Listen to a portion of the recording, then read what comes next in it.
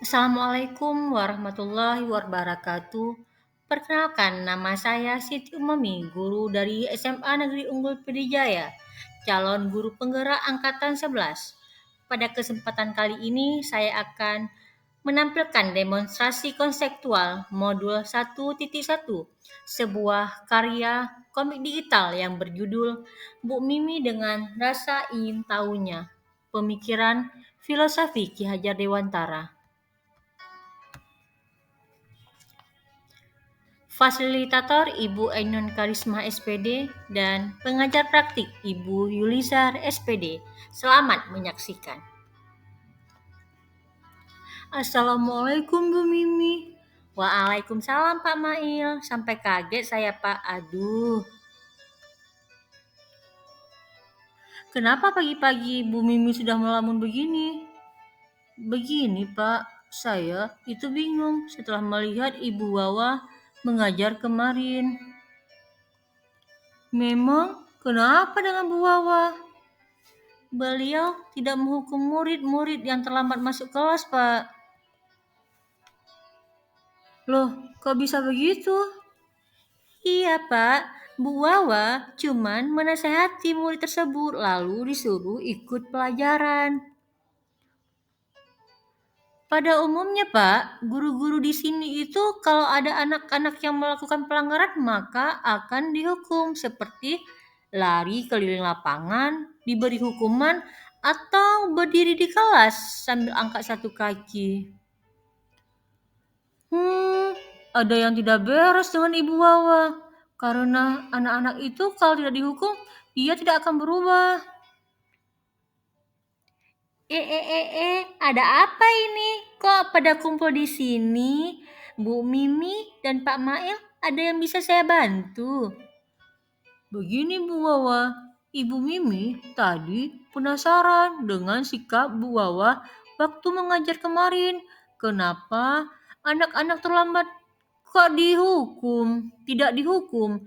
Dulu malah disuruh mengikuti pelajaran. Iya Bu Wawa, padahal biasanya anak-anak yang melakukan kesalahan akan dihukum supaya mereka tidak melakukannya lagi. Oh, itu masalahnya ya Bapak Ibu. Baik, saya akan menjelaskan kenapa saya tidak menghukum siswa terlambat kemarin. Ibu Mimi dan Pak Mail, ketika saya di bangku SMA dulu, saya pernah dihukum lari keliling lapangan sekolah karena terlambat ke sekolah. Waktu itu, ketika saya menjalani hukuman, teman-teman saya pada penonton. Saya merasa malu sekali.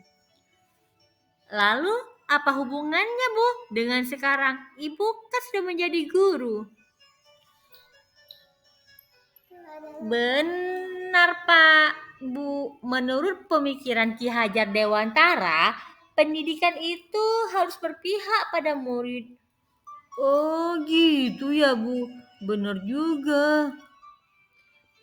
Ki Hajar Dewantara menjelaskan dalam filosofinya, pendidik itu layaknya petani yang senang menanam jagung. Anak-anak diibaratkan seperti jagung. Jika biji jagung ditanam di tempat yang subur, mendapatkan sinar matahari dan perairan yang baik, meskipun kualitasnya kurang baik, dapat tumbuh dengan baik.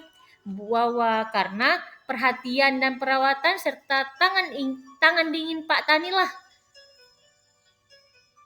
Menurut saya, mari kita mengganti hukuman dan konsekuensi. Jangan menghukum murid dengan hal-hal yang tidak relevan dengan perbuatan yang dilakukan, karena hal itu bisa membuktikan rasa kebencian, seperti contoh yang dia ketinggalan pelajaran, jadi dia bisa mengejar ketinggalannya dengan tidak ikut istirahat. Dalam modul guru penggerak juga pernah disebutkan oleh Bapak Iwan Syahri yang bunyinya lebih kurang seperti ini Bu Mimi dan Pak Mail tentang filosofi Ki Hajar Dewantara. Peserta didik itu diibaratkan sebagai planet-planet dalam susunan tata surya, di mana setiap planet memiliki karakternya masing-masing dan mengorbitkannya pada matahari dalam garisnya masing-masing. Misalnya, Jupiter nih Pak, Jupiter berevolusi paling cepat, sementara Neptunus paling lama. Tetapi semua planet tersebut tetap bergerak tanpa berhenti. Jadi Bu Wawa, bagaimana kolerasinya dengan pemikiran Ki Hajar Dewantara? Seperti yang telah Ibu sebutkan tadi, saya masih bingung. Begini Bu Mimi, hendaknya kita sebagai pendidik itu bisa menuntun murid-murid kita dengan budi pekerti yang baik. Jika anak didik kita didik dengan keras, maka yang terjadi adalah dia akan menjadi pemarah dan juga pembangkang. Karakter-karakter buruk seperti itu seharusnya kita samarkan, jangan malah kita munculkan ketika mereka dididik tidak sesuai dengan kodratnya. Saya sepakat dengan Ibu. Mari kita gaungkan konsekuensi pada murid yang melakukan pelanggaran di sekolah kita daripada harus memberi hukuman yang tidak relevan. Luar biasa rupanya Bu Wawa. Ibu sudah membuka pikiran kami yang dari dulu masih terjajah. Wah, luar biasa sekali pemikiran Pak Ki Hajar Dewantara ya Bu. Mulai saat ini, saya insaf tidak akan memberikan hukuman fisik pada murid-murid saya. Dan saya berjanji akan mendidik mereka dengan hati agar budi pekertinya tumbuh dengan baik. Insya Allah Bu Mimi dan Pak Mail, kita akan berusaha semaksimal mungkin memberikan pengajaran yang baik untuk murid-murid kita. Dan kita akan berusaha. Siap, laksanakan Bu Mimi, Bu Wawa. Saya permisi dulu, soalnya saya janjian dengan anak-anak mau buat kesepakatan kelas untuk pembelajaran saya selanjutnya. Baik Pak, silahkan. Bu Wawa, boleh saya bertanya lagi? Boleh dong Bu, apa yang boleh saya bantu? Waktu mengajar kemarin, Bu Wawa mengelompokkan anak-anak dengan aneh. Yang suka berbicara seperti si Uma dikelompokkan dengan anak yang suka berbicara. Begitu juga dengan si Momo, yang saya tahu dia suka membaca. Dan dikelompokkan dengan murid si Raisa, yang sama-sama kutu buku. Menurut saya, itu tidak bagus, Bu. Masalahnya itu ya, Bu. Baiklah, saya akan menjelaskan alasannya. Menurut pemikiran Ki Hajar Dewantara, kita sebagai pendidik selayaknya lah mendidik anak sesuai dengan kodrat alam dan kodrat zaman. Yang kodrat alam di sini berkaitan dengan sifat dan bentuk, sedangkan kodrat zaman berkaitan dengan isi dan irama. Maksudnya bahwa masing-masing anak memiliki karakter yang berbeda-beda dalam suatu kelas. Tidak bisa kita berikan perlakuan yang sama, Bu. Maka dari itu, kemarin saya mengelompokkan anak-anak berdasarkan gaya belajar mereka, yaitu sesuai dengan bakat minat yang dimilikinya. Waduh, kalau begitu, apakah Ibu tidak capek mengajar dengan cara yang berbeda sesuai dengan kebutuhan murid? Apakah itu sebaiknya diajarkan secara klasifikasi saja? Kalau saya pusing 7 keliling nantinya, Bu. Bu Mimi, di sini saya menerapkan pembelajaran diferensiasi. Hal itu sesuai dengan keperpihakan saya kepada murid. Saya tidak akan memaksa anak yang punya bakat bercerita untuk menggambar atau menghitung, ataupun sebaliknya. Jadi, tujuan saya mengelompokkan murid sesuai dengan gaya belajarnya itu supaya si anak bisa berekspresi secara dalam terhadap materi yang akan disampaikan sesuai dengan bakat dan potensi yang dimiliki murid tersebut. Dan juga supaya mereka bisa belajar sesuai dengan kodrat alamnya.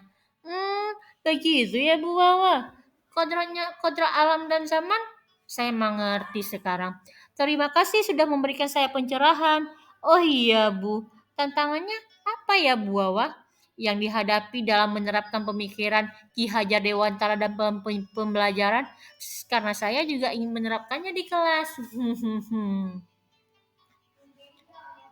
Tantangan yang saya hadapi adalah kesulitan mendeteksi gaya belajar murid karena anak-anak kita belum memahami secara sepenuhnya dan menyadari potensi yang ada pada diri mereka. Mereka biasanya masih suka ikut-ikutan teman. Selain itu, tantangan lain yang saya hadapi adalah terkadang saya kerepotan melakukan penilaian dengan tugas yang berbeda-beda di masing-masing kelompok yang ada di kelas. Lalu Bu, Apa solusi untuk mengatasi semua tantangan tersebut? Bu, saya jadi tambah penasaran. Maaf ya Bu Wawa, karena saya ingin tahu tentang pemikiran Bapak Ki Hajar Dewantara. Menurut Bapak Ki Hajar Dewantara, menuntun adalah membimbing semua kodrat yang ada dalam diri anak agar mencapai potensi terbaiknya, Bu. Saya biasanya meredam emosi-emosi yang ada di dalam diri saya untuk lebih bersabar menuntun anak-anak untuk mengetahui bakat dan minatnya. Ya, walaupun itu tidak mudah, tapi saya yakin saya pasti bisa. Intinya di sini saya sebagai pendidik sekaligus fasilitator, saya ingin saya harus disiplin, telaten, dan dapat mengaplikasikan triologi pendidikan Ki Hajar Dewantara. Begitu Bu Mimi.